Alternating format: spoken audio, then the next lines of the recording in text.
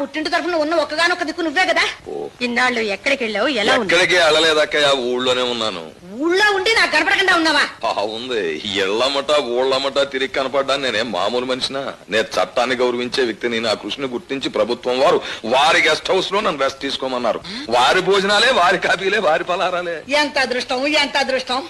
సూర్య చంద్రులను చూసే అవసరం కూడా లేదు నాకు. ఎత్తైన గోడలు, చుట్టూ పోలీస్ పరివారం బందోబస్తు, ఇంపైన గదులు. ఆ గదిలో కాలు మీద కాలేసు కూర్చుని భవిష్యత్తును గురించి బ్రహ్మాండమైన ప్లాన్లు వేసుకోవడం తప్ప నాకు వేరే పనే లేదు. ఏమి యోగం, ఏమి యోగం. అందరికి కావాలంటే మాత్రం పడుతుందట్రా. తమ్ముడు, మన చిన్నప్పుడు అమ్మ చెప్పేది మన ఇద్దరి జాతకాల్లోనూ రాజయోగం ఉందట్రా.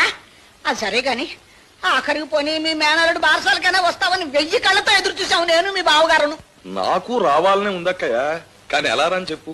నేను బయటికి బయలుదేరాలంటే చుట్టూ బోల్డ్ మంది పోలీసులు బందోబస్తు. నాకు ఆ హడావిడ కిట్టదు. పోనీ వాళ్ళకి తెలియకుండా రహస్యంగా వచ్చేద్దాము అంటే అనవసరంగా వాళ్ళ ఉద్యోగాలు పోతాయి. అయ్యయ్యో.